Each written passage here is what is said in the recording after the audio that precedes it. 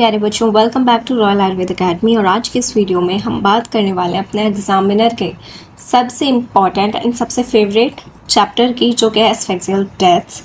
क्योंकि ये चैप्टर ऐसा है कि इससे क्वेश्चन आना ही आना है और बहुत ज़्यादा इजी चैप्टर है जिसे आप डेली लाइफ से रिलेट कर सकते हो। जो कि आप देखते हो, हैंगिंग के केसेस देखते हो, सीआईडी हमने देखा होता है तो वहाँ हमें पता है, ठीक है। और बहुत सारी चीज़ें हम अपनी ज़िंदगी में जिन चीज़ों से गुज़रते हैं वो आज हम इस चैप्टर के माध्यम से और अच्छे से जानेंगे और समझेंगे। तो सबसे पहले मैं आपको हैंगिंग बताऊंगी, फिर स्ट्रैंगुलेशन एंड सफोकेशन, और उसके बाद हम ड्रोनिंग की बात करेंगे। और सबको हम बिल्कुल NCISM के सिलेबस के अकॉर्डिंग ही कवर करने वाले हैं, तो आपको बिल्कुल भी चिंता करने की ज़रूरत नहीं है। तो अब सबसे पहले हम डेफिनेशन से स्टार्ट करते हैं। Hanging is the form of violent asphyxial death cause by the constriction of the neck by a ligature. ठीक है, लाइगेचर का मतलब क्या है? कोई रस्सी है, कोई तार है, दुपट्टा है, कोई भी ऐसी चीज़ है जिससे आपने हैंग अपने आप को किया है। Where the constricting force is the weight of the body. जो यहाँ पर इम्पॉर्टेंट बात है मैं उसे अंडरलाइन करूँगी, जो कि हमारा हमेशा से यही तरीका रहा है कि जो भी इम्पॉर्टेंट चीज़ होगी उसको हम अंडरलाइन कर देंगे, ताकि आप नोट्स में उन्हें जब आप पढ़ो दोबारा से अच्छे से उन्हें याद कर पाओ। तो हैंगिंग में सबसे ज़्यादा तो क्या होता है कि कॉन्स्ट्रिक्शन ऑफ द नेक होता है, जो कि स्ट्रैंगुलेशन में भी होता है। बट जो इसमें डिफरेंस है कि वो कॉन्स्ट्रिक्टिंग फोर्स जो है, जो वो फोर्स जो उसे मारता है, ठीक है, जिसकी वजह से वो मरता है, that is the weight of the body. Hanging में जब कोई इंसान लटकता है तो वो कौन सा फोर्स है जो उसे मारता है? तो आपको पता ही है, उसका वेट जब नीचे की तरफ उसको खींचता है तो गर्दन, ठीक है, गर्दन में क्या हो जाता है? सफोकेशन, मतलब कॉन्स्ट्रिक्शन हो जाता है, तो जिसकी वजह से डेथ होती है एस्फिक्सिया की वजह से। एस्फिक्सिया बता देती हूँ मैं। एस्फिक्सिया का मतलब होता है वो जहाँ पर आपको ऑक्सीजन नहीं मिल रही है, ठीक है, due to lack of oxygen supply. It is one of the most common and definitive methods of suicide globally. देखो, सारी दुनिया में जो सबसे ज़्यादा लोग सुसाइड करते हैं वो कैसे करते हैं? हैंगिंग से। बाकी और भी बहुत सारे मेथड्स हैं, जैसे ट्रेन के आगे आ जाना, ठीक है, बिजली के खंभे से लोग चिपक जाते हैं, अपने आप को आग लगा लेते हैं। लेकिन जो सबसे ज़्यादा यूज़ किया जाता है वो क्या है? Hanging. And a solid understanding of its forensic pathology is crucial for medical officers, coroners and investigators। तो मैं आपको पहले ही बता देती हूँ, ये वीडियो थोड़ी ज़्यादा लंबी हो सकती है क्योंकि मैं आपको लाइन टू लाइन एक बहुत अच्छे से वो सारी चीज़ें समझाऊंगी इमेजेस के थ्रू, तो कोई दिक्कत नहीं है आप। लेकिन ये समझ लीजिएगा कि इसके बाद आप ना भी पढ़ो तो आपको समझ आ जाएगा, क्योंकि ऐसी ट्रिक्स हम लेके आए हैं और ऐसा कॉन्सेप्ट, ठीक है, तो आपको सब कुछ समझ आ ही जाएगा। अब देखिए, the essential distinguish feature of hanging compare to strangulation is that कि हैंगिंग में the active constricting force is the body weight, जो कि मैंने आपको बताया कि weight of the body is the constricting force, जिसकी वजह से जो हमारा कॉन्स्ट्रिक्शन ऑफ नेक हो रहा है। Body weight itself, where in the ligated strangulation the force is applied from an external agent या फिर manually independent of body weight। ये क्या होता है? अभी आपने क्योंकि स्ट्रैंगुलेशन पढ़ा नहीं है, आगे पढ़ोगे तो मैं फिर से बता दूंगी। तो क्लासिफिकेशन हम दो तरह से करते हैं, based on degree of suspension and based on the position of the ligature not. एक चाय का सिप ले लूँ मैं। चाय और आपको पढ़ाने का जो मज़ा है ना, इट्स अमेजिंग कॉम्बिनेशन। मुझे तो बड़ा अच्छा लगता है कि पढ़ाते भी रहो, क्योंकि ये भी एक मेरा पैशन है और चाय भी मुझे बहुत ज़्यादा पसंद है। तो दोनों चीज़ें एक साथ ही हो जाए तो फिर तो मज़ा ही आ जाता है, ठीक है। Based on degree of suspension complete hanging हो सकती है और पार्शियल हैंगिंग। तो कंप्लीट हैंगिंग क्या है? The entire body is suspended off the ground, no part of the victim body, जैसे पैर, घुटने, बटक्स टचेस द फ्लोर, यानी कोई भी पार्ट बॉडी का फ्लोर से टच नहीं होता। The full weight of the body act as a constricting force, यानी पूरी ही बॉडी का वेट ही क्या करेगा? कॉन्स्ट्रिक्टिंग फोर्स बनेगा।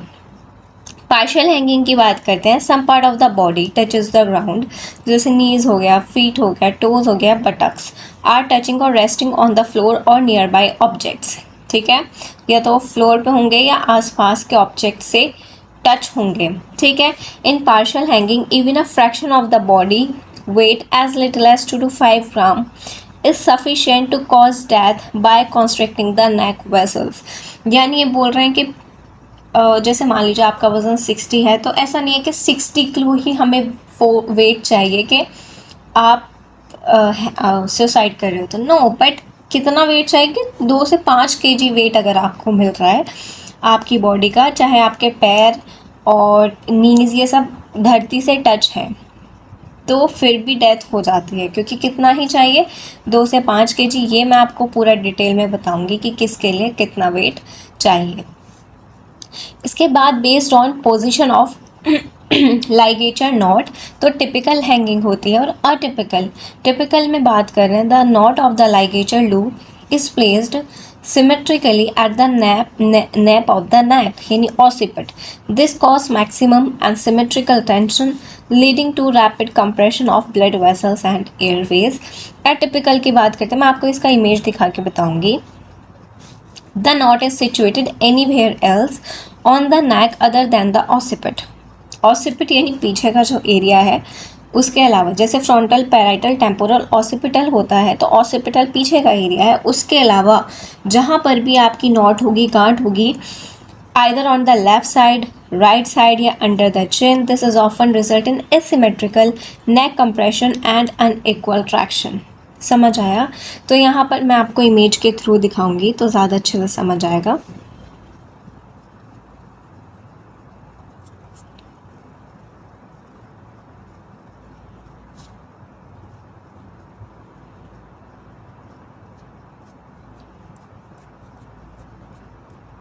कहाँ गया वो इमेज? ये रहा, देखो। पार्शियल हैंगिंग और कंप्लीट हैंगिंग समझ आ गया कि यहाँ पर पूरी बॉडी लटकी हुई है, किसी चीज़ से कोई टच नहीं है। पार्शियल हैंगिंग में कुछ पार्ट टच है, जैसे स्टूल से या ग्राउंड पर पैर है, लेकिन हमें कितना चाहिए? 5 किलो तक का अगर वेट आपको लग रहा है तो फिर उससे क्या हो जाएगा? वैसो कॉन्स्ट्रिक्शन हो जाता है। बेस्ड ऑन नॉट पोजिशन, मैंने बताया कि टिपिकल हैंगिंग वो होता है जहाँ पर नॉट एसिपिट पे होती है, यानी यहाँ पर ऑसिपिटल वाले एरिया पर। और एटिपिकल कहाँ हो सकती है? राइट हो, लेफ्ट हो, या फिर चिन के नीचे हो, कहीं भी हो। यानी ऑसिपिट के अलावा जहाँ भी है वो क्या हो जाएगा? अटिपिकल हैंगिंग हो जाएगा। समझ आ गया? फिर नेक्स्ट हम बात करते हैं इसकी ट्रिक की, क्या हो जाएगा? क्लास यानी कंप्लीट और लेटरल यानी एटिपिकल, और एस आ जाएगा एटिपिकल, और एस से आ जाएगा सिमेट्रिकल। ठीक है, वैसे तो इसमें याद करने की कोई ज़रूरत नहीं है, समझ आ ही रहा है कि कंप्लीट हैंगिंग और पार्शियल हैंगिंग, और दूसरा आ जाएगा टिपिकल और अटिपिकल। समझ आ रहा है? चलिए, तो सबसे पहले अब हम देखते हैं कॉज ऑफ डेथ में जगुलर वेन ऑक्लूजन। तो इसमें कितना जो आपको फोर्स चाहिए वो 2 kg चाहिए। इससे क्या होगा? Compress the thin wall jugular vein, जो कि आपके कहाँ होते हैं? नेक में होते हैं, blocking Venus return from the head, resulting in cerebral congestion, stasis and rapid unconsciousness. समझ आ रहा है? जगुलर वेन जो होती है, अब वो जब कंप्रेस होगी, उसे सिर्फ कितना फोर्स चाहिए ये याद कर लेना ज़रूर से कि किसको कितना फोर्स चाहिए। इसे कितना चाहिए कि 2 kg भी लग गया तो उससे क्या हो जाएगा? Compress the thin wall jugular vein. Vein है तो वेनस ब्लड होगा, यानी डीऑक्सीजनेटेड, जिसकी वजह से block the Venus return from the head, head से क्योंकि हार्ट की तरफ आएगा, resulting in cerebral congestion. Congestion का मतलब क्या होता है? कि खून का भर जाना, क्योंकि ये तो क्या हो गया? वेन ब्लॉक हो गई, खून वापस नहीं जा रहा, तो जो खून हेड में है, जो सेरेब्रम में है, वो वहीं इकट्ठा हो गया। देखो, इसे ऐसा समझो कि वेन का रास्ता तो हो गया बंद, आर्टरी होती है नीचे, तो आर्टरी तो अभी नहीं दबी है, तो आर्टरी से तो ब्लड जाता रहेगा, लेकिन वो वापस आ ही नहीं रहा है, तो ब्लड वहाँ पर क्या हो जाएगा? इकट्ठा हो जाएगा, और इसी इकट्ठा होने को कंजेशन कहा जाता है। स्टेसिस का मतलब क्या होता है? रुक जाना। एंड रैपिड अनकॉन्शियसनेस, इससे क्या हो जाएगा, रैपिड अनकॉन्शियसनेस। अब हम बात करते हैं कैरोटिड आर्टरी ऑक्लूजन की। इसके लिए जो वजन चाहिए वो 3.5 से 5 किलो, क्योंकि आर्टरी थोड़ा नीचे होती है। Blocks oxygenated arterial blood flow directly to the brain inducing immediate cerebral ischaemia and loss of consciousness.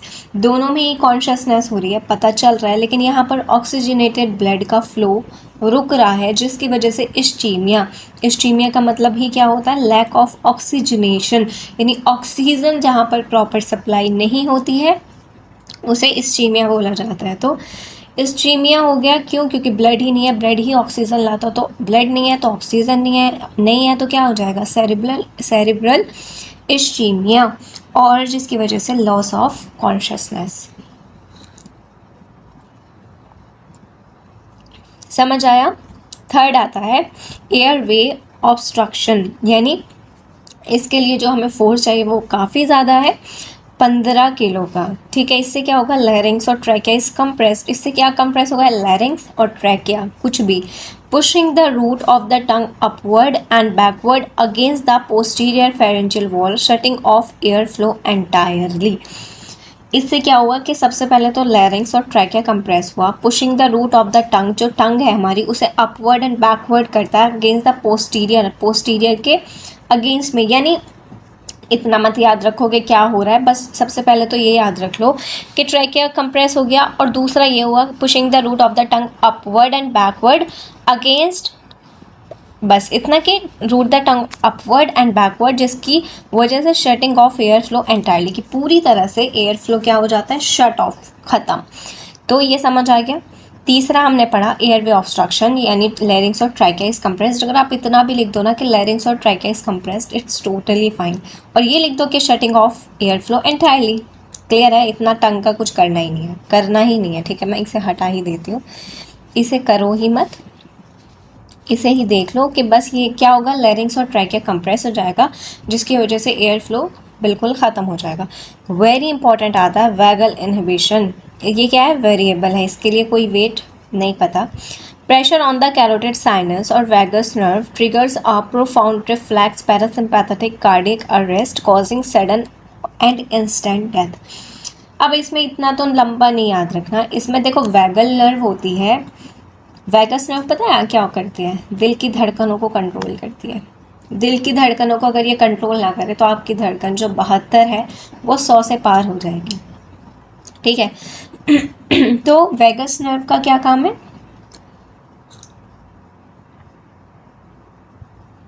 बीच बीच की शांति, चाय ले रही हूँ मैं। ठीक है,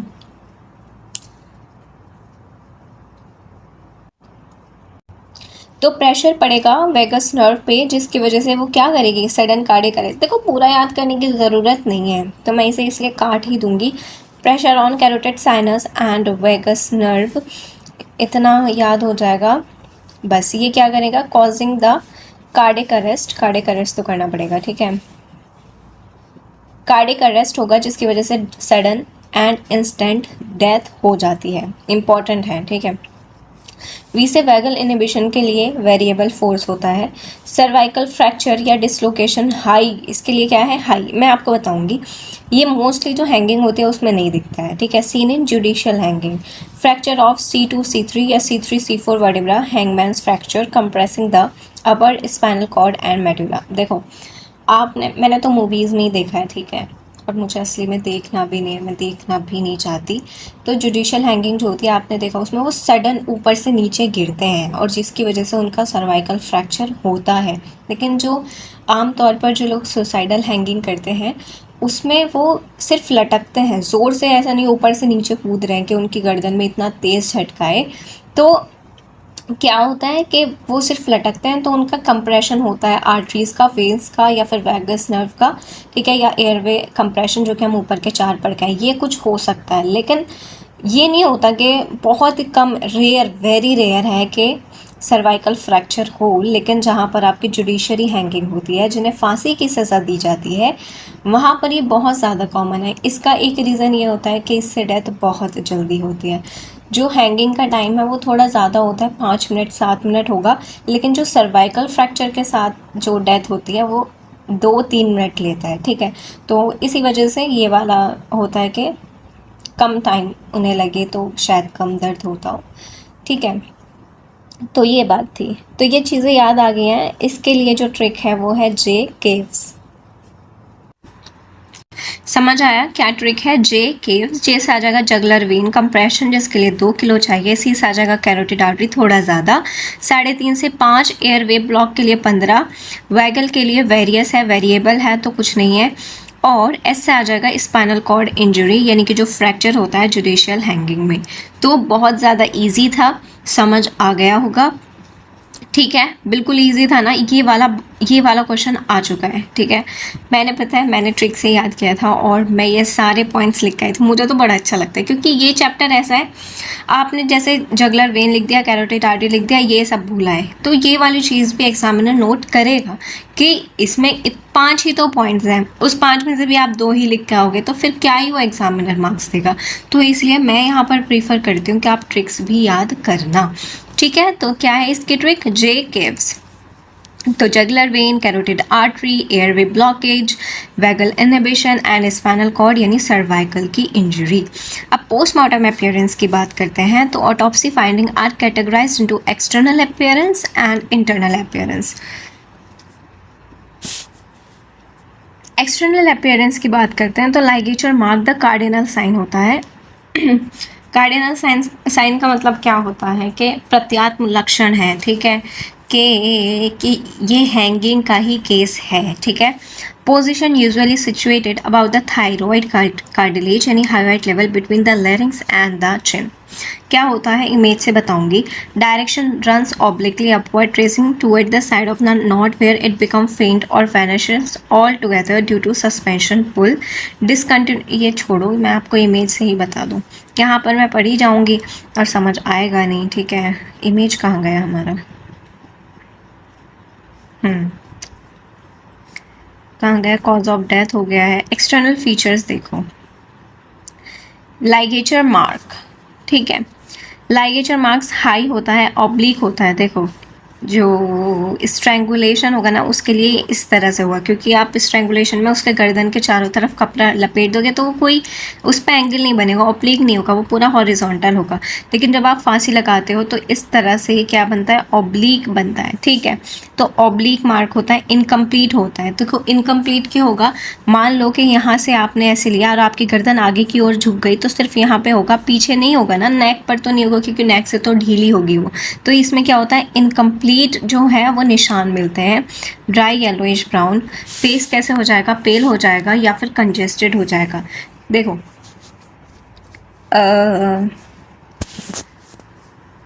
कंजेस्टेड क्यों मिलेगा? क्योंकि वहाँ पे मैंने आपको बताया था कि जो वेन है वो ब्लॉक हो जाती है और आर्टरी वाले ब्लड देती रहती है, जिसकी वजह से वहाँ पर कंजेशन हो जाता है। पेटिकियल हीमोरेज देखो तीनों में, जो मैं आपको तीनों बताऊंगी, ड्रोनिंग में और स्ट्रैंगुलेशन सफोकेशन में और हैंगिंग में पेटिकियल हीमोरेज मिलेगा। पेटिकियल हीमोरेज एस्फेक्सियल डेथ में मिलता ही मिलता है। Saliva dripping from the corner of the mouth opposite to the knot vital sign. इसमें मैं कैसे बताऊँ?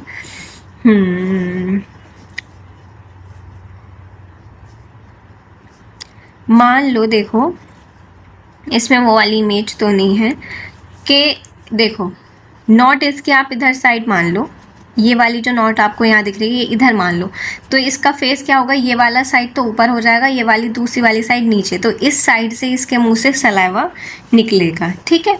तो समझ आ गया।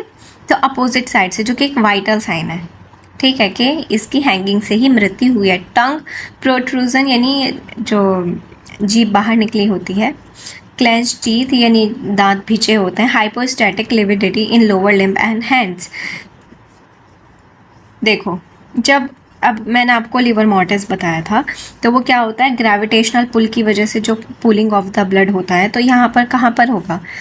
सबसे पहले तो ये चिन में हो जाएगा, हैंड्स में हो जाएगा, यहाँ फिंगर्स पर, यहाँ हो जाएगा, यहाँ हो जाएगा और पैरों पे हो जाएगा। समझ आ गया? पैरों पे, हाथों के एंड पर और चिन पर, और फेस तो ब्लू हो ही जाएगा। तो समझ आ रहा है कि कहाँ पर होगा लिवर मॉर्टिस?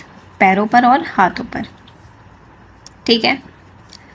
चलिए, तो ये वाली चीज़ें हो गई। अब आता है internal feature, subcutaneous tissue, dry white parchment like muscles laceration होगा, ठीक है। मार्टिन साइन होगा, internal intimal tears in carotid arteries हो जाएगा। हाइड बोन का फ्रैक्चर होता है जो कि रेयर एल्डरली में होता है। थायराइड कार्टिलेज का फ्रैक्चर होता है, ठीक है। कहाँ तक पहुँचे हम? ये हो गया है, चलिए।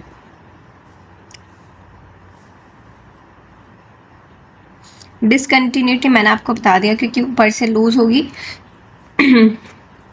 अपीयरेंस कैसे होगा? डिप्रेस होगा, अंदर की तरफ होगा, ड्राई होगा, हार्ड होगा, लेदरी होगा, येलोइश ब्राउन होगा due to abrasion of the cuticle and subsequent drying of the skin. देखो जहाँ पर आपका फोर्स लगता है ना तो वहाँ पर आपका पीलापन ही दिखता है क्योंकि वहाँ से ब्लड भाग जाता है। Width usually slightly narrower than, narrow होगा या फिर equal to the width of the actual ligature rope, उससे कम होगा क्योंकि उसका ऐसा हो सकता है कि सारा पार्ट टच ना हो, और या फिर उसके बराबर होगा। फेस एंड आइज़ की बात करते हैं तो पेल होगा, स्पेशली इन टिपिकल या कंप्लीट हैंगिंग में, लेकिन कंजेस्टेड होगा अटिपिकल या पार्शियल हैंगिंग में।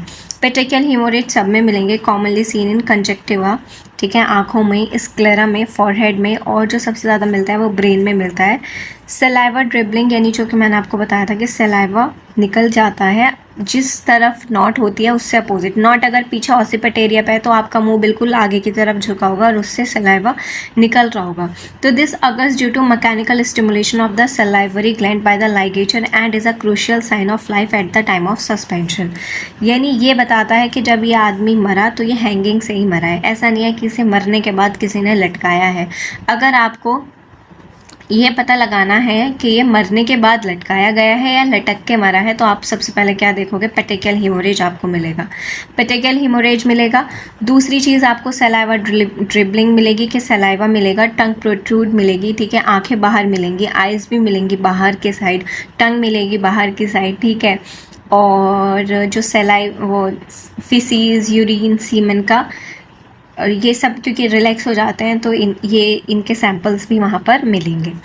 Position of the tongue and hand, the tongue में protrude, be blanched between the teeth, hypostatic lividity settle, ठीक है, मैंने बता दिया था। A body remain suspended for hours, क्योंकि मैंने आपको बताया कि लिविडिटी तो 6 घंटे में स्टेबल, 6 से 12 घंटे में स्टेबल होती है। तो अगर किसी ने उस बॉडी को हिला दिया तो वो स्टेबल नहीं होगी, लेकिन मान लो कि 6 घंटे उसे लटके हुए बॉडी को इसी तरह से हो गए तो लिविडिटी क्या हो जाएगी? स्टेबल हो जाएगी, क्योंकि 1 से 2 घंटे में लिविडिटी, अगर बॉडी को हिला देते हैं तो लिविडिटी हट जाती है, ठीक है। इसके बाद इंटरनल अपीयरेंस की बात करते हैं तो subcutaneous neck tissue is dry white condense, ठीक है।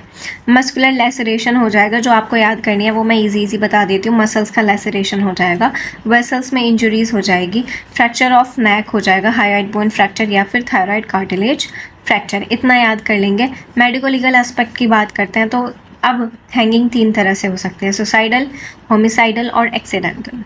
Suicidal, the vast majority of the cases of hanging are suicidal. The presence of platform lock latch from inside, तो क्या करेगा? एक ऐसा प्लेटफॉर्म होगा जो अंदर से बंद होगा, absence of any struggle mark, और वहाँ पर आपको सुसाइडल नोट भी मिल सकता है, ठीक है।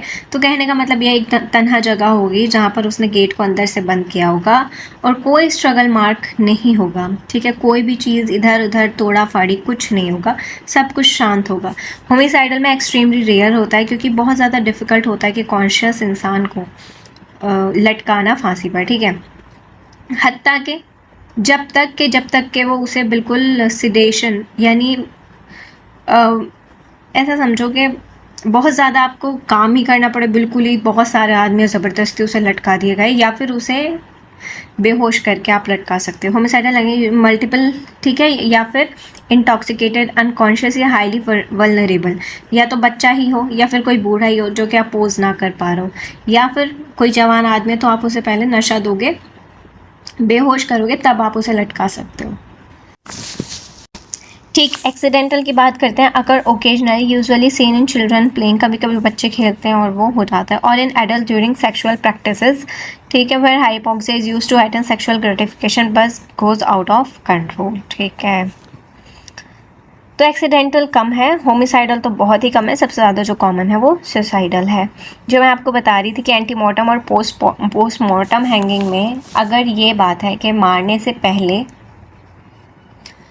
मतलब जो वो मरा है वो हैंगिंग से मरा है या फिर किसी और चीज़ से उसे मार के उसे लटकाया गया है या फिर वो वाकई लटक के मरा है, तो ये देखते हैं कि क्या है, सलाइवा ड्रिबलिंग जो एंटीमॉर्टम है उसमें प्रेजेंट होगी, इसमें एब्सेंट होगी, मैंने आपको बता दिया। लाइगेचर मार्क में इसमें क्या होगा, parchment like reddish brown margins, congested edges, microscopic cellular reactions present होंगी। यहाँ पर सिर्फ उसका क्या होगा, सिर्फ निशान होगा, बाकी कुछ भी नहीं होगा। Intimal tears present with localised haemorrhage, क्योंकि वो टीयर्स क्यों हो रहे हैं, क्योंकि वहाँ पर तो वो पूरा ब्लॉक हो रहा है, इसी वजह से तो वो टीयर्स हो रहे हैं, प्रेशर की वजह से। यहाँ पर कोई ऐसा प्रेशर नहीं है, वो मर चुका है, उसका कोई सर्कुलेशन ही नहीं है, तो ये सारी चीज़ें एब्सेंट होंगी। Neck muscle bruising present with tissue reaction and extravasation of blood.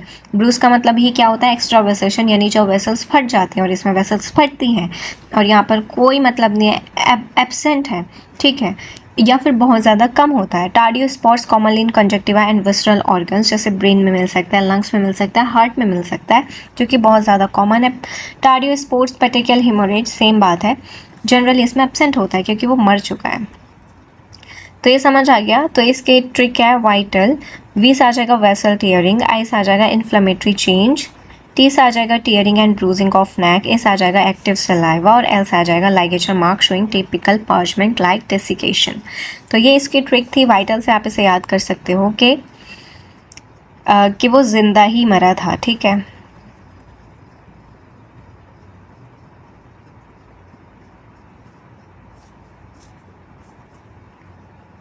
Strangulation and suffocation की अब हम बात करते हैं। हैंगिंग आपको समझ आ गया होगा। अब हम बात करते हैं स्ट्रैंगुलेशन की definition and classification. Strangulation is a violent form of asphyxial death, ये भी एस्फेक्सियल डेथ ही है। Cause by the constriction of the neck, बिल्कुल वो भी नेक की कॉन्स्ट्रिक्शन से ही हो रहा था।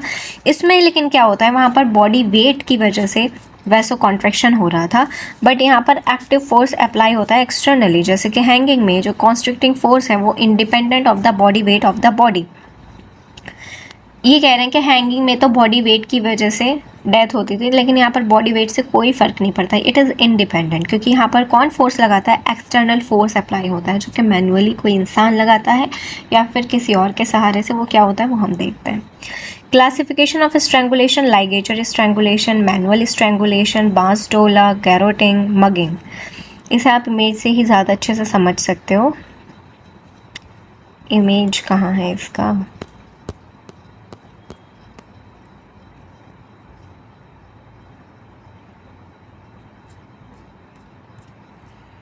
इसका image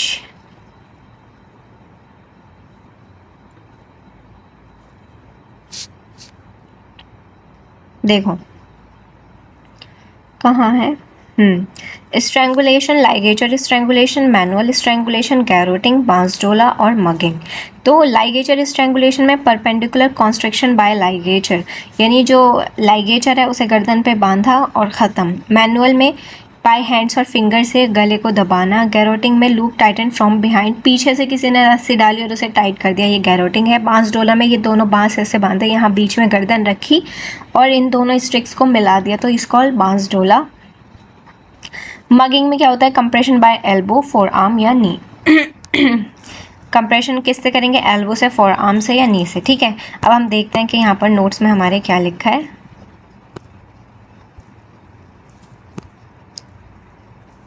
ligature strangulation, constriction of the neck by ligature, जैसे रोप से, वायर से, कॉर्ड, बेल्ट, क्लोथ से, where the constricting force is applied manually by some external agent. The force is typically applied perpendicular to the neck axis. Neck मान लो कि आप लेटे हो हॉरिजॉन्टली, ठीक है, उसके अपोजिट वो फोर्स लगाएंगे, ठीक है, वो पूरी गर्दन पे आपके रस्सी लपेटेंगे और उसके बाद वो खींच देंगे, तो वो क्या होगा, पूरा परपेंडिकुलर फोर्स होगा। और उसमें रस्सी देखो चारों तरफ है, हैंगिंग में रस्सी एक तरफ से उठी थी, एक तरफ से ज़्यादा दब रहा था, लेकिन यहाँ पर परपेंडिकुलर फोर्स लगेगा, सारे पूरा गोला बना है, पूरा गोला गोल निशान होगा पूरी गर्दन पे, ठीक है। हैंगिंग में ऐसा नहीं होता।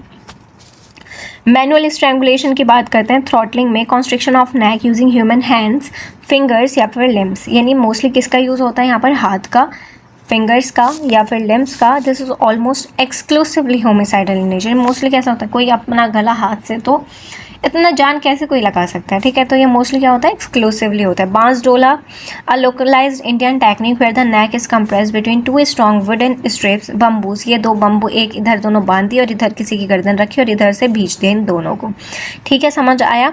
तो compression between two strong wooden sticks bamboo tied together on both sides by placing a stick across the throat and stepping on its end, ठीक है। दोनों गर्दन को रखा बीच में और दोनों को फिर दोनों सिरों को आपस में खींच दिया। तो ये होता है बांस डोला। गैरोटिंग की बात करते हैं। The victim is suddenly attack from the behind. Garroting पीछे से होता है। अ रोप, वायर या strap is thrown around the neck and tightened, often assisted by a lever और stick to twist the cord. देखो, गैरोटिंग बहुत सारी movies में दिखाया गया है कि पीछे से, ये मोस्टली जैसे हीरो खड़ा है तो पीछे से वो रस्सी डाल के और उसे टाइट कर देते हैं, ठीक है। तो ये वही है गैरोटिंग के पीछे से वार, गलत बात बैनर है ना, आयरन मैन में था ना ये, तो पीछे से वार करते हैं ये इसमें गैरोटिंग। मगिंग में compression of neck using the assailant, जो मारता है उसके elbow joint, crease, forearm या नीज से जो दबाता है, often result in rapid arterial occlusion without much external skin injury. Mugging में क्या होता है, ये इसमें फोर आर्म्स या नीज से गले को दबाते हैं और जिसकी वजह से रैपिड आर्टेरियल ऑक्लूजन हो जाता है और जिसकी वजह से कोई ज़्यादा चोट नहीं आती क्योंकि वो दब जाता है, कोई दिक्कत नहीं है और उसकी डेथ हो जाती है। तो इसकी ट्रिक क्या है, इसकी ट्रिक देखिएगा, लो मान गए बात, ठीक है। लो मान गए बात कि हमने आपकी बात मान ली, तो लो मान गए बात। एल से आ जाएगा लाइगेचर स्ट्रैंगुलेशन, एम से आ जाएगा मगिंग, जी से आ जाएगा गैरोटिंग, बी से आ जाएगा बांस डोला और टी से आ जाएगा थ्रॉटलिंग। ईजी था। लो मान गए बात, एल से आ जाएगा लाइगेचर स्ट्रैंगुलेशन, एम से आ जाएगा मगिंग, जी से आ जाएगा गैरोटिंग, बी से आ जाएगा बांस डोला, टी से आ जाएगा थ्रॉटलिंग। ईजी था, ये ट्रिक से याद कर लेना। चलिए नेक्स्ट हम बात करते हैं अब। हाँ, तो देखो हैंगिंग में इस तरह का मार्क होता है। देखो ये समझो कि मान लो ये इसका चिन्ह है, मैं आपको लिख दूँ, ये इसका चिन्ह है, समझ पा रहे हो। तो यहाँ से ये इस तरह नहीं होगा, ये होना तो ऐसे चाहिए था बट ये चिन्ह नीचे को झुक जाएगा ना इस तरह से, तो ये ऊपर को उठ जाएगा। तो ये ऑब्लिक मार्क हमारा हैंगिंग में हमें मिलता है, ठीक है। स्ट्रैंगुलेशन में पूरा इस तरह से मिलेगा क्योंकि वो पूरा गला दबाता है। पोस्टमॉर्टम अपीयरेंस की बात करते हैं तो लाइगेचर मार्क यूजुअली हॉरिजॉन्टल होता है, कंटिन्यूअस होता है and situated lower the neck, thyroid cartilage से नीचे होता है या उसी लेवल पर। हैंगिंग में थायराइड कार्टिलेज से ऊपर होता है, ये याद रखेंगे। The mark lack the prominent upward suspension fade out seen in hanging, यानी ऐसा नहीं होता जैसे हमने हैंगिंग में देखा था, नीचे तो मार्क पूरा होता है लेकिन ऊपर जाते जाते वो ख़त्म हो जाता है क्योंकि वहाँ पर ढील होती है, वहाँ पर नॉट होती है, ठीक है। फेशियल एंड कॉन्जेक्टिवल कंजेशन तो होगा ही होगा क्योंकि एस्फेक्सियल डेथ है। इंटरनल ट्रॉमेटिक इंजरीज भी होगी लेकिन यहाँ पर Martin sign less common but localized intimal haemorrhage is frequent. And common fracture of both head bone and thyroid cartilage due to perpendicular force. Manual strangulation की बात करते हैं।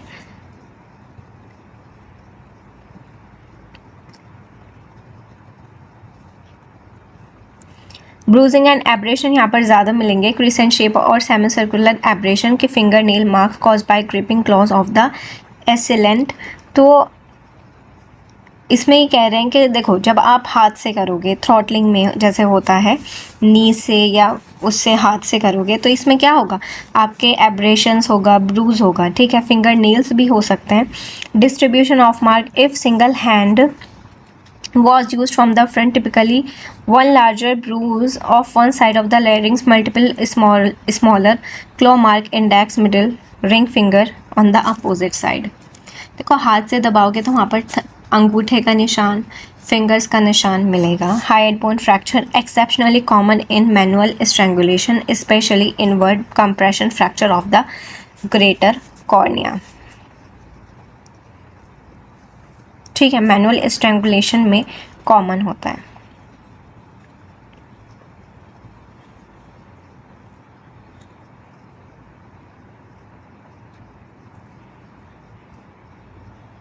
अब हम बात करते हैं सफोकेशन की। सफोकेशन स्ट्रैंगुलेशन के ही जैसा है कुछ कुछ, तो देखते हैं सफोकेशन क्या है। Suffocation is a broad form of violent asphyxia caused by deprivation of oxygen due to environmental, mechanical or physical blockage of the respiratory tract, excluding direct neck compression।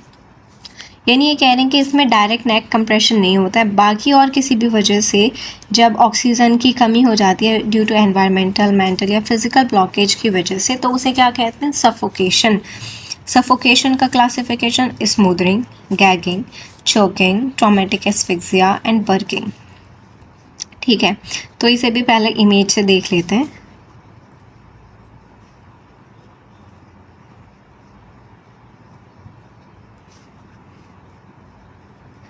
Suffocation smothering external orifice जब block कर दिए जाए, gagging में internal pharynx block हो जाता है, choking में airway obstruction हो जाएगा, ट्रॉमेटिक एक्सफिक्सिया में चेस्ट कंप्रेशन हो जाता है इस तरह से, बर्किंग में चेस्ट कंप्रेशन प्लस स्मूदरिंग होता है। समझ आ गया? ये एक बार हमने देख लिया, इमेज देख लो कि इसमें क्या होगा। एक्सटर्नल ओरिफिस यानी जो नाक है और मुंह है, इंटरनल इसमें फेरिंग्स, इसमें एयरवे का ऑब्स्ट्रक्शन होता है। चोकिंग में आपको बताऊंगी अच्छे से, जो कि हम खाना खाते हुए या सिक्का अटक जाता है वो है। ट्रॉमेटिक एस्फिक्सिया में जब कोई ट्रॉमा हो जाए, कोई चीज़ जैसे हमारा किसी के ऊपर कोई गाड़ी चढ़ जाए तो उससे क्या होगा? Traumatic asphyxia. बर्किंग क्या होता है? चेस्ट कंप्रेशन भी और स्मूदरिंग भी।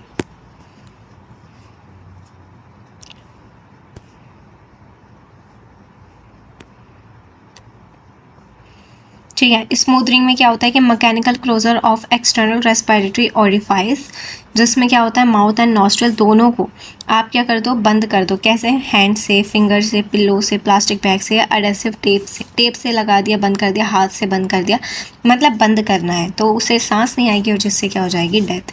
गैगिंग क्या होता है? Blockage of internal air passage जैसे कि फेरिंग्स या larynx by inserting a foreign object, for example paper, cloth, socks into the mouth. समझ आ गया? नेक्स्ट हम बात करते हैं चोकिंग की। इससे क्या होता है? Obstruction of the Airways, लैरिंग्स, trachea या ब्रोंकाई बाय एन एक्सीडेंटल। ये एक्सीडेंटल होता है।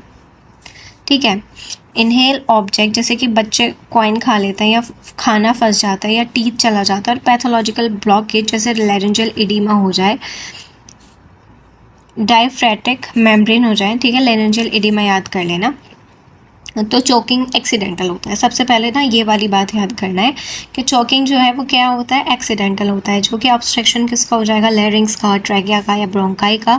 अगर हम बात करें कि कॉइन से फंस सकते हैं, जैसे कॉइन फंस गया तो चोकिंग हो गया, फूड फंस गया तो चोकिंग हो गया, टीथ फंस गया तो चोकिंग हो गया, या फिर पैथोलॉजिकल जो आपकी बीमारी है उस वजह से, लैरिंजियल एडिमा की वजह से वो इतना सूज गया कि आपका हवा ही, आप सांस ही नहीं ले पा रहे, हवा अंदर जा ही नहीं पा रही है जितना उसे जाना था, तो that is known as laryngeal oedema, जो कि एक पैथोलॉजिकल ब्लॉकेज है।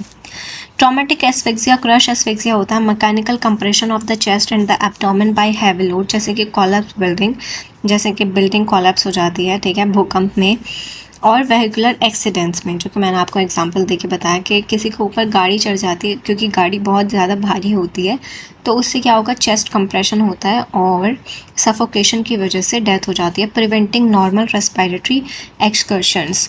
बर्किंग क्या होता है? हिस्टोरिकल कंबाइंड होमिसाइडल टेक्निक है invented by Burke and Hare, involving sitting on chest of the victim. वो क्या हो गया? चेस्ट पर बैठ गया, causing traumatic asphyxia while closing the mouth and nose with the hands. यानी इसमें जैसे ट्रॉमेटिक एस्फिक्सिया में उसका चेस्ट पे वजन डल रहा है, वैसे ही चेस्ट पे वजन डाला, और उसके साथ साथ इतना ही काम इन्होंने नहीं किया, और सोने पे सुहागा इन्होंने क्या कर दिया कि माउथ और नोज़ भी बंद कर दिया कि ऐसे नहीं मरेगा तो ऐसे मरेगा, यानी वो मारना ही है। इसमें जैसे लिख ही दिया इन्होंने कि होमिसाइडल ही टेक्निक है, मारना ही है।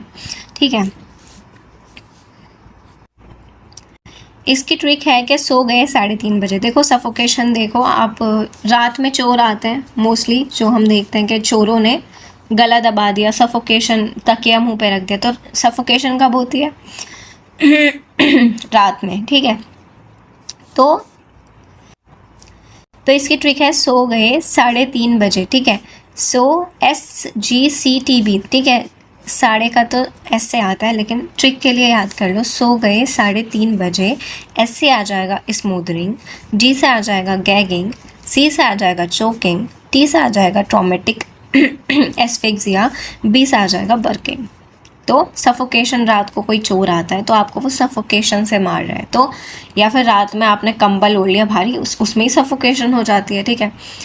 तो समझ आ गया। तो ये क्या होगा, सो गए 3:30 बजे।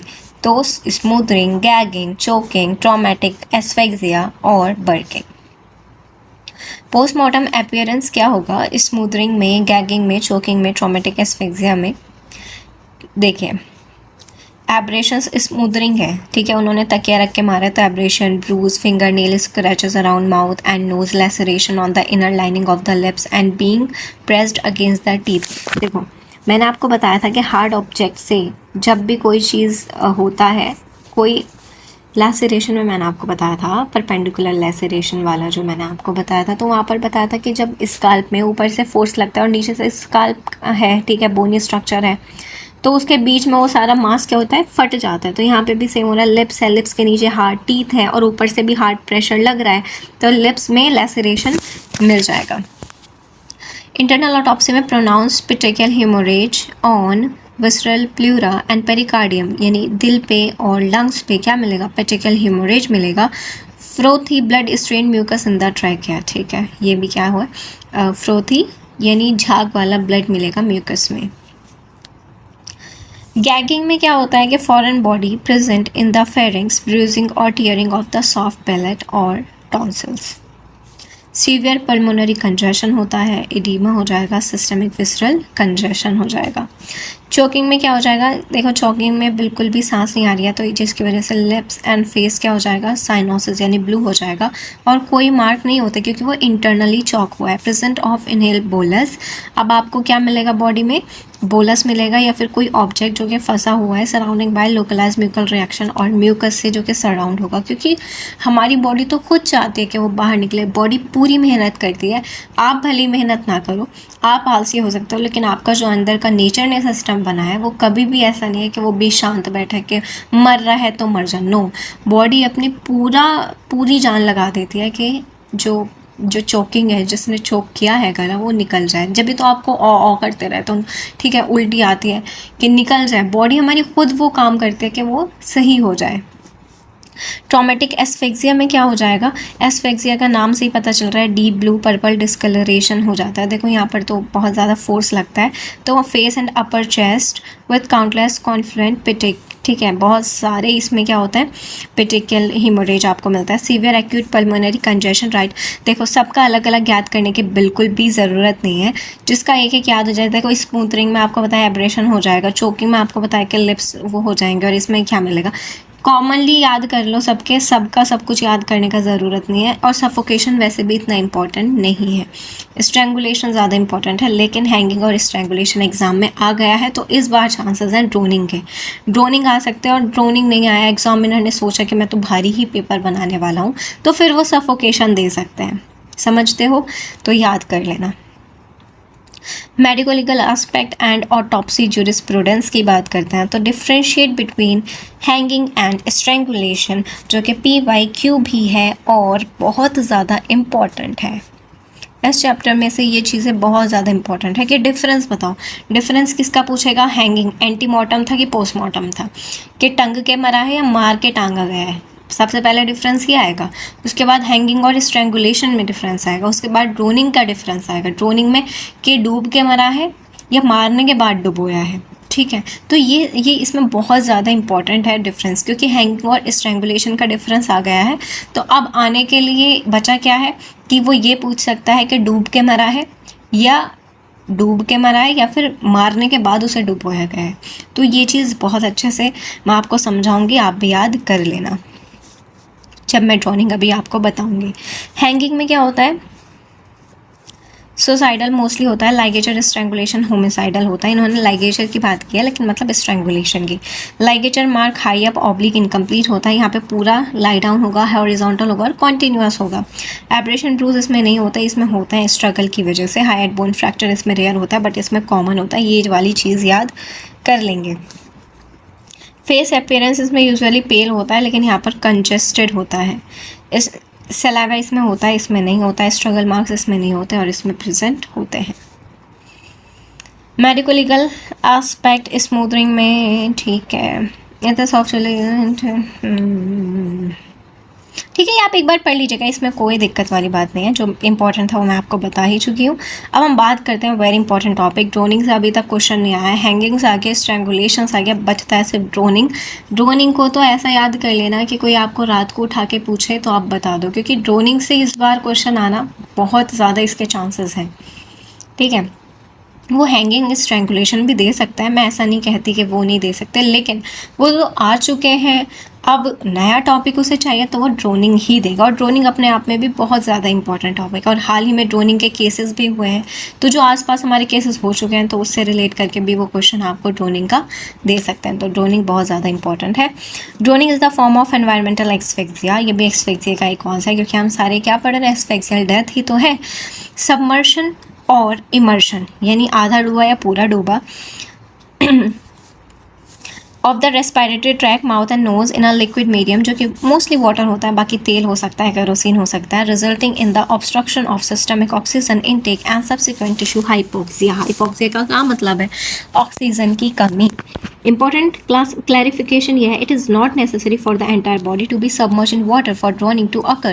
Submersion of the mouth and nose alone in the shallow puddle, bucket, bathtub during intoxication or epilepsy is sufficient to cause a fatal drowning. एक बात मैं आपको बता देती हूँ, जब मैंने ड्रोनिंग पढ़ी थी तो मैं ये सोचती थी, अभी तक मुझे कभी ये समझ नहीं आया था कि चुल्लू भर पानी में जाके डूब जाओ से मतलब क्या है।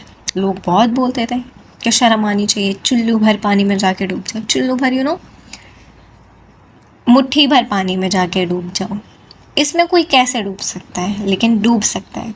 इन्होंने इसमें ख़ास तौर से बिल्कुल साफ बात इन्होंने कह दी है, जो कि इन्होंने कहा है कि submersion of mouth and nose alone. तो अब आपने बकेट ली, बाल्टी में अपना मुंह और नाक डुबो दिया, आप उसी से मर जाओगे। आपको ये ज़रूरत नहीं है कि पूरा आप बाल्टी में घुस के बैठो, पूरे डूब जाओ, ज़रूरत ही नहीं है। आपका नाक और मुंह बंद हो गया, आपको सांस आनी बंद हो गई, दैट इज़ सफिशेंट कि आप टाटा बाय बाय करके चले जाओ सबको, इतना काफ़ी होता है। लेकिन ये ज़िंदा इंसान के लिए तो मुश्किल है, लेकिन ये उसके लिए जो एपिलेप्सी जैसे दौरे पड़ते हैं, ठीक है, मिर्गी के दौरे, या फिर जो इंटॉक्सिकेशन, जो नशे की हालत में है, उसे खुद अपना नहीं पता कि वो नाले में बैठा है या गटर के ढक्कन पे बैठा है या फिर बाल्टी में मुंह डाले पड़ा है, उसका कुछ नहीं भरोसा, ठीक है, उसे अपना ही नहीं होश है, ठीक है, कि वो कहाँ पड़ा है, क्योंकि ये नशे वाले तो आपको कहीं भी पड़े मिल जाएंगे। तो उन्हें जब खुद का ही होश नहीं है, अब वो गलती से उन्हें सामने बाल्टी दिख गई, उसमें उन्होंने मुंह डाल दिया, अब उन्हें इतना भी होश नहीं है कि वो बाल्टी से मुंह निकाल ले, और फिर उन्हें क्या हो जाता है, एस्फिक्सिया हो जाता है और डेथ हो जाती है। समझ आ गया? तो चुल्लू भर पानी में डूबने का मतलब पूरा डूबना नहीं है कि बस तुम्हारी नाक और मुंह उसमें डूब जाए और तुम्हें सांस ना आए, इतना ही ज़रूरी है चुल्लू भर पानी में डूब के मरने के लिए। ठीक है, घर पे ट्राई बिल्कुल नहीं करना है, छोटे छोटे बच्चे हो आप, अभी ज़्यादा बड़े नहीं हो ठीक है, तो इन्होंने यहाँ पर ये बात बता दी है कि पूरा डूबना ज़रूरी नहीं है, सिर्फ माउथ और नोज़ ही आपको क्या कर सकते हैं, फैटल ड्रोनिंग यानी आपको ख़त्म कर सकते हैं। क्लासिफिकेशन ऑफ ड्रोनिंग इंपॉर्टेंट है, यहाँ पे तो सब इंपॉर्टेंट है, मैं इंपॉर्टेंट क्या क्या लिखूँ, सब ही इंपॉर्टेंट है। ड्रोनिंग देखो, wet drowning, dry drowning. Wet drowning का मतलब है जिसमें आप वाकई पूरे डूब जाते हो और आपकी बॉडी में भी पानी पानी हो जाता है। क्या होता है मैं बताती हूँ। Liquid is inhaled directly into the lungs, this accounts for approximately 85 to 90% of all drowning cases. It is further subdivided based on salinity कि fresh water है या saline water drowning है, occur in lakes, rivers, swimming pools, etc. क्योंकि वहाँ पर fresh water है। saline water जो समुद्री पानी है, ocean, saline back waters। सबसे पहले जो आपको अब यहाँ पर याद रखिए वेट ड्रॉनिंग मैंने आपको बताया, वेट का मतलब है कि लिक्विड पूरा लंग्स में चला गया, और इसमें कितने 80 to 90%, मान लो कि 100 लोग हमारे इंडिया में डूबते हैं, जो कि बहुत कम आंकड़ा है कि मान लो 100 लोग डूबते हैं, उसमें से 85 से 90%, 85 से 90% जो हैं वो सिर्फ वेट ड्रॉनिंग की वजह से मरते हैं, यानी उनके लंग्स में पानी चला जाता है। अब इसे हम दो तरह से डिवाइड कर सकते हैं कि वो पानी था कैसा, फ्रेश वाटर था या फिर सलाइन वाटर था। अगर वो फ्रेश वाटर होगा जैसे कि लेक्स में होता है, रिवर में होता है, स्विमिंग पूल्स में होता है, या फिर वो सलाइन वाटर था क्या सीज, ओशियंस या फिर सैलाइन बैकवाटर्स था। अब हम बात करते हैं ड्राई ड्रोनिंग की। अब ड्राई ड्रोनिंग क्या होता है? The inhalation of a small amount of liquid triggers a sudden violent reflex spasm of larynx, laryngospasm. This completely seal the airway, preventing water from entering the lungs but causing instant asphyxia. The lung remain completely dry on autopsy, approx 10 to 15% cases.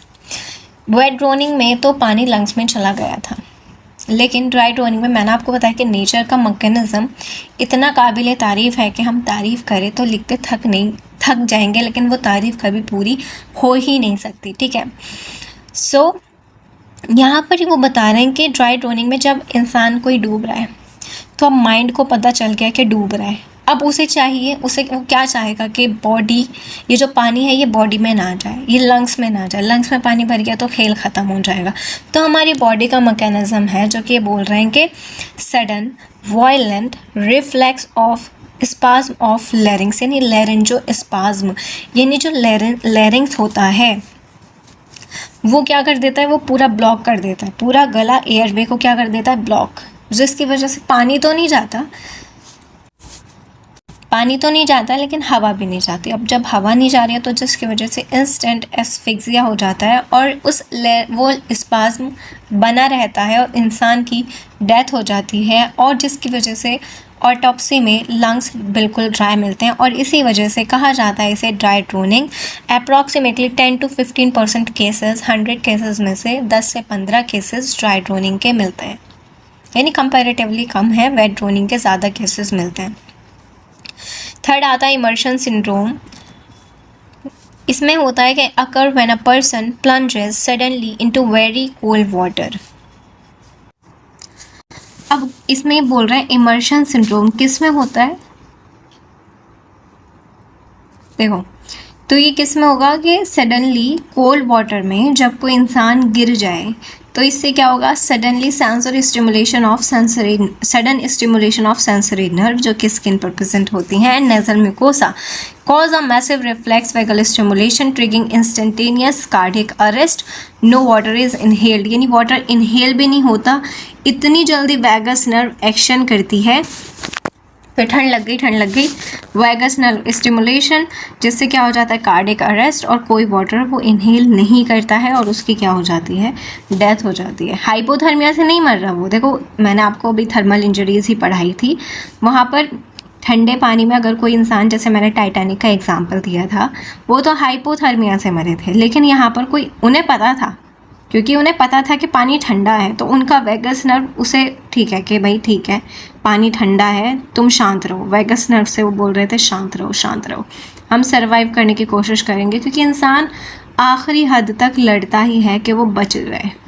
अभी तो आपको ज़िंदगी की कदर नहीं है, चलो मैं आपको एक वो बताती हूँ, एक स्टोरी, एक वाकया, ठीक है। तो प्लेन में लोग जा रहे हैं, ठीक है, एरोप्लेन में, वहाँ पर सब कुछ ठीक, हाय हेलो, सब अखबार पढ़ रहे हैं, कोई वीडियो गेम खेल रहा है, कोई बुक्स पढ़ रहा है, कोई खाना खा रहा है, कॉफ़ी पी रहा है, सब अपना एंजॉय करते जा रहे हैं। अब प्लेन ने झटके लेना शुरू कर दिए, अब प्लेन झटके ले रहे तो सब सोच रहे हैं, क्योंकि एयर हॉस्टेस को तो ये सिखाया जाता है कि कुछ नहीं है, भले ही प्लेन फट जाए, लेकिन एयर हॉस्टेस को ये सिखाया जाता है कि वो मतलब लोग, अगर वो एयर हॉस्टेस कहते कि अब तो हम मर जाएंगे, तो लोग तो इधर उधर भाग के सारा जो माहौल था प्लेन का वो ख़राब कर देंगे, इतने पैनिक वो हो जाएंगे। तो एयर हॉस्टेस कहती है सब ठीक है। फिर जब प्लेन और ज़्यादा डगमगाया, ठीक है, फिर पता चलता है कि अब ज़िंदगी की कदर तो नहीं थी, अब ज़िंदगी की कदर हो जाती है, कि नहीं मुझे तो जीना है, सब प्रे करने लगते हैं कि बचा ले गॉड, हमें बचा ले, ठीक है। तो ये जब तक ही है जब तक आपके पास ज़िंदगी है कि हम तो ज़िंदगी से तंग आ गए। आप जब मौत के मुंह में घुसते हो तो आपको पता चल जाता है कि ज़िंदगी कितनी कीमती है। फिर तब आपको लगता है कि मुझे तो जीना है, ठीक है, तब मुझे मरना नहीं है। जैसे वो कहता है ना, हम मरना नहीं चाहते, ठीक है, धमाल में जब वो कहता है बमन बमन नहीं हम मरना नहीं चाहते, तो वो मरना नहीं चाहते, ठीक है। जब वो प्लेन में ही वो वाला है, प्लेन वाला इंसिडेंट है वो भी, तो हम मरना नहीं चाहते। तो जब सामने मौत दिखती है ना, तब कोई मरना नहीं चाहता। वैसे कहते रहेंगे हम तो ज़िंदगी से परेशान हो गए। तो ये ज़िंदगी भाई आपकी अमानत है, ठीक है, इसे इतना हल्के में मत लो। अब जब मौत को पास से देख लेते हैं ना, फिर पता चलता है कि ज़िंदगी की अहमियत क्या है, ठीक है। तो ऐसा नहीं कहना चाहिए, ना सुसाइड करनी चाहिए। जितनी भी परेशानी ज़िंदगी में आ रही है, एंजॉय करो, ठीक है। सब परेशान है, ऐसा नहीं है कि कोई अमीर है कोई गरीब है तो वो खुश है, नहीं भाई, सबकी अपनी अपनी परेशानी है। अमीरों की परेशानी है पैसा लूट ना जाए, चोर ना आ जाए, ठीक है, मेरे ऊपर कोई केस ना हो जाए, इतना मुझे टैक्स देना है। गरीब अपना ठीक है, उसे ये रहता है कि मेरे पास पैसा नहीं है। अरे देखो सब परेशान है, खुश रहना सीखो हर हाल में। सेकेंडरी ड्रोनिंग की बात करते हैं तो नियर ड्रोनिंग या silent death. The victim is rescue from water and initially appear to recover. Victim जो डूबा था उसे वापस से निकाला गया, रेस्क्यू किया गया, और उसे अब रिकवरी उसकी मतलब उसे हॉस्पिटल में भर्ती करा दिया। हाउएवर आवर्स और डेज लेटर, कुछ दिन बाद या कुछ घंटे बाद, they deteriorate and die due to progressive pulmonary oedema, aspiration pneumonia और सर्फेक्टेंट डिस्ट्रक्शन। लेकिन वो फिर भी मर जाता है। क्यों? प्रोग्रेसिव पल्मोनरी एडिमा याद कर लेना, एस्पायरेशन निमोनिया और सर्फेक्टेंट डिस्ट्रक्शन की वजह से। इसकी ट्रिक क्या है? WDIS, wet, dry, immersion and secondary drowning. अब हम बात करते हैं wet drowning pathophysiology, fresh versus salt water. जैसे मैंने आपको बताया कि वेट वाटर ड्रोनिंग में दो तरह का वाटर हो सकता है, एक फ्रेश और एक सॉल्ट। इन दोनों में डिफरेंस बहुत ज़्यादा इम्पॉर्टेंट है। तो सबसे पहले फ्रेश वाटर ड्रोनिंग देखो, इसमें क्या होता है? हीमोडाइल्यूशन। देखते हैं hypotonicity. Inhale fresh water is hypotonic compare to blood plasma. तो ये क्या होगा? हाइपोटोनिक होगा। तो rapid fluid shift, osmosis rapidly drive fresh water across the alveolar capillary membrane directly into the bloodstream, जिससे क्या होगा? हीमोडाइल्यूशन, ठीक है। The volume of the blood increase, तो इससे क्या हो जाएगा? ब्लड इंक्रीज हो जाएगा क्योंकि वो हाइपोटोनिक है, ठीक है। तो वाटर को वो अपने अंदर ले लेगा, तो ब्लड का वॉल्यूम क्या हो जाएगा? इंक्रीज हो जाएगा अप टू 50%, यानी 1 मिनट में 50% तक जो ब्लड है वो इंक्रीज हो जाता है, कॉज सीवियर हीमोडाइल्यूशन। तो इसमें क्या होगा? बहुत ज़्यादा ब्लड का क्या हो गया? डाइल्यूशन हो गया। Red blood cell swells and rupture, releasing massive amount of potassium into the plasma. अब क्या हो गया? बहुत सारा पोटेशियम प्लाज्मा में आ गया। हाइपरकैलेमिया यानी increase in potassium level trigger immediate cardiac arrhythmia यानी वेंट्रिकुलर फिब्रिलेशन। डेथ अकर वेरी क्विकली, यूजुअली 3 से 5 मिनट में। इसे मैंने कैसे याद किया था? एफ से फ्रेश वाटर, एफ से 4 मिनट्स, ठीक है, 4 मिनट्स। बहुत इजी तरीके से, और ये MCQ में आपसे ज़रूर पूछेगा, और ये शायद आया भी था, ठीक है, ये PYQ में आ चुका है, तो ज़्यादा हल्के में लेने की ज़रूरत नहीं है। एफ से फ्रेश, एफ से 4 मिनट्स में इसका क्या है? डेथ का टाइम है। याद ये रखना है कि फ्रेश वाटर है, हाइपोटोनिक है, तो ब्लड कहाँ जाएगा? ब्लड में आएगा। ब्लड में आएगा तो ब्लड का वॉल्यूम बढ़ जाएगा। ब्लड का वॉल्यूम बढ़ेगा तो RBC रप्चर होगी, RBC रप्चर होगी तो पोटेशियम निकलेगा तो हाइपरकैलेमिया हो जाएगा, और जिसकी वजह से हमारा जो दिल है कार्डियक एरिथमिया हो जाएगा, वेंट्रिकुलर फिब्रिलेशन हो जाएगा, और जिसकी वजह से बहुत जल्दी डेथ होती है 3 से 5 मिनट में। अब अगर सॉल्ट वाटर में ड्रोनिंग हो रही है तो क्या होगा? इसमें मैकेनिज्म देखो कि सबसे पहले सॉल्ट वाटर एंटर एल्वुलाई। जो सॉल्ट वाटर है वो क्या होगा? एंटर कर जाएगा एल्वेलाई में, जिसकी वजह से बिकॉज इट इज़ हाइपरटोनिक तो वाटर मूव करेगा ब्लड से एल्वेलाई में। ठीक है, वाटर कहाँ से आ जाएगा? ब्लड से एल्वेलाई में। तो अब खून में पानी का कंटेंट कम हो जाएगा, इसका मतलब ब्लड का वॉल्यूम ही कम हो गया और वो गाढ़ा हो गया। ठीक है, this cause decrease in blood volume, hypovolaemia, increase in concentration of blood cells and protein, haemoconcentration जिसे कहते हैं, जिसकी वजह से ब्लड थिक हो जाएगा एंड विस्कस हो जाएगा।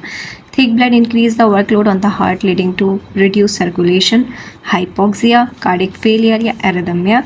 Death occur due to asphyxia with circulatory failure. तो सॉल्ट वाटर में सॉल्ट वाटर क्या होता है? हाइपरटोनिक होता है, जिसमें से वाटर शिफ्ट होता है ब्लड से एल्वेलाई में, हीमो कंसंट्रेशन हो जाता है ब्लड में क्योंकि वो गाढ़ा हो जाता है, उसका वॉल्यूम कम हो जाता है, जिसकी वजह से पल्मोनरी एडिमा क्यों हो रहा है? क्योंकि सारा जो ब्लड से पानी है वो एल्वेलाई में आ गया, तो एल्वेलाई में क्या हो जाएगा? एडिमा हो जाएगा, फूल जाएगा। Death due to hypoxia and circulatory failure. One line trick देखिएगा, सॉल्ट पुल आउट वाटर, तो जिसकी वजह से सॉल्ट ने वाटर को तो निकाल दिया बाहर ब्लड से, अब तो blood become thick and haemoconcentration इसे कहा जाता है। ठीक है, अब इसके ट्रिक देखिएगा, memory trick, fresh haemodilution and salt water में एडिमा होता है, फ्रेश वाटर में हीमो डाइल्यूशन होता है। ठीक है, और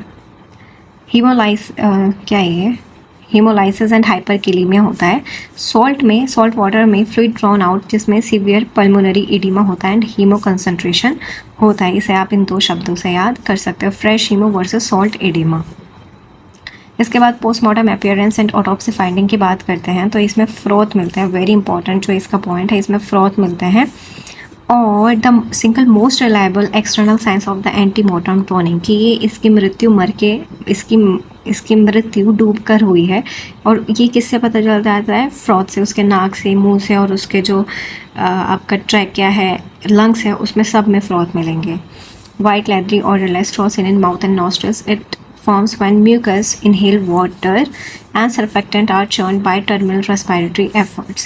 Cadaveric spasm, the hand may be tightly pressed. Weed, cadaveric spasm होता है जिसमें जो समुद्र में वीड्स होते हैं वो उसके हाथ में हो सकते हैं, पत्थर, स्टोन्स और mud from the bottom of the water body, जो कि वाटर बॉडी के नीचे होते हैं, वो उसके हाथ में हो सकते हैं। This is a positive proof कि पर्सन जिंदा था और वो स्ट्रगल कर रहा था पानी के अंदर ऊपर आने की या फिर बाहर निकलने की। Washer women's skin, wrinkling and bleaching of the skin on the hands and soles of the feet due to prolong soaking. ठीक है, पानी में ज़्यादा समय तक रहने की वजह से क्या हो जाता है? Wrinkling and bleaching. This is sign of immersion only, not necessarily drowning, as it can occur postmortem.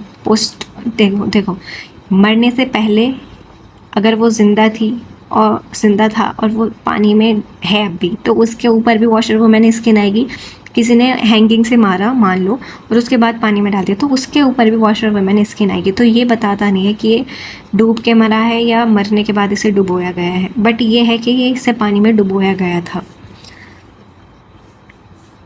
अच्छा, ये वाली बात देखो, किसमें? Erector pili muscle contract due to cold water, इसे कहते हैं क्यूटिस एंसेरिना। ठीक है, ये वाला शब्द याद कर लेना।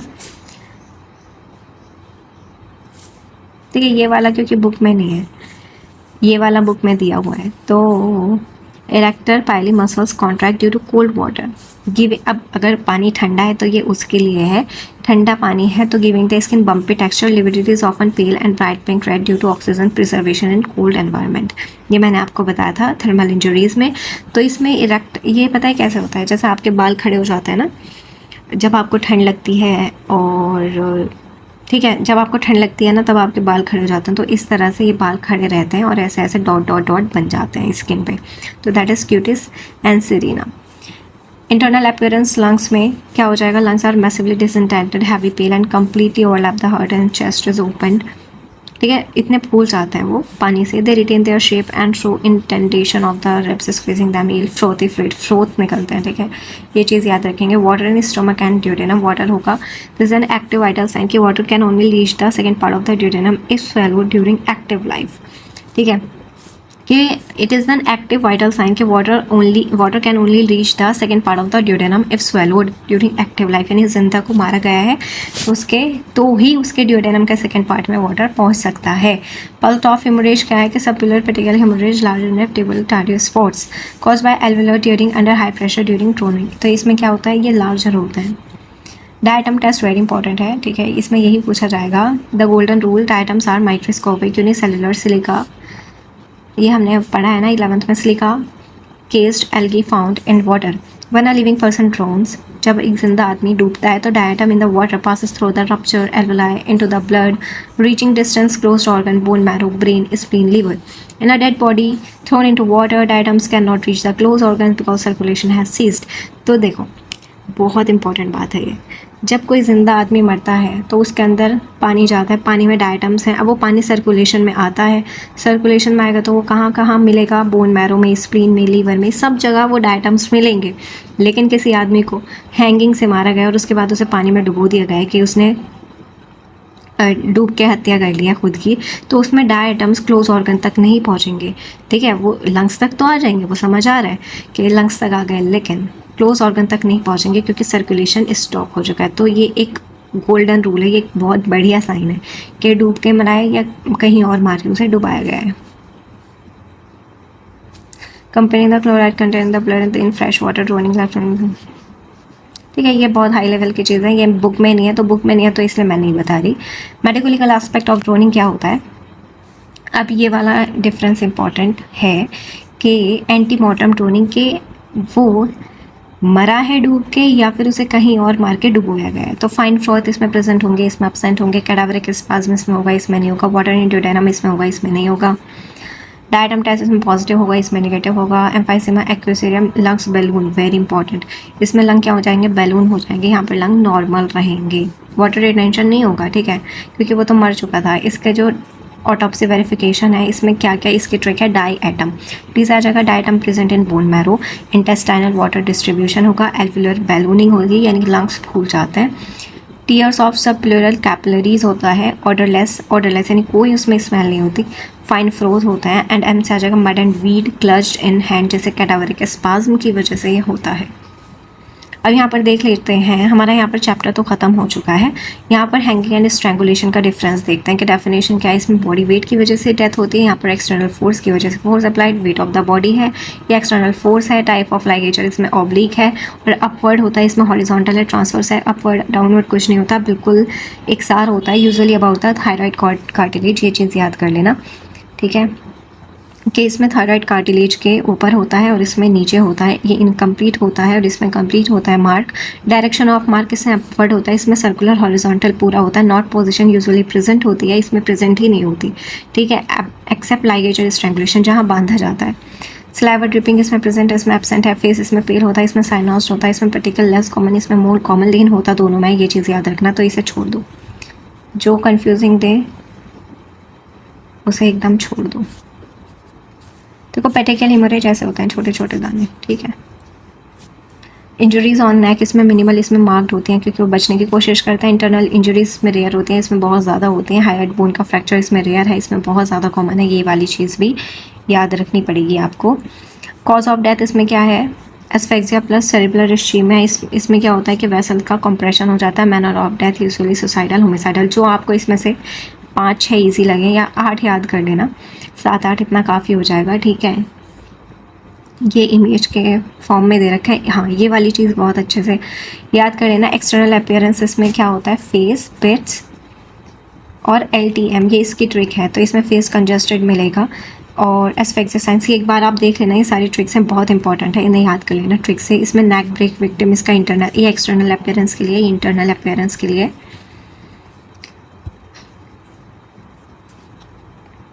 तो यही था आज का हमारा टॉपिक, हैंगिंग, स्ट्रैंगुलेशन और ड्रोनिंग का। मैं उम्मीद करती हूँ आपको बहुत अच्छे से समझ आ गया होगा, और अगर आपको वीडियो पसंद आई है तो इसे लाइक कीजिए, चैनल को सब्सक्राइब कीजिए, वीडियो को अपने सभी फ्रेंड्स तक शेयर कीजिए। मिलते हैं आपसे नेक्स्ट वीडियो में, टाटा बाय बाय।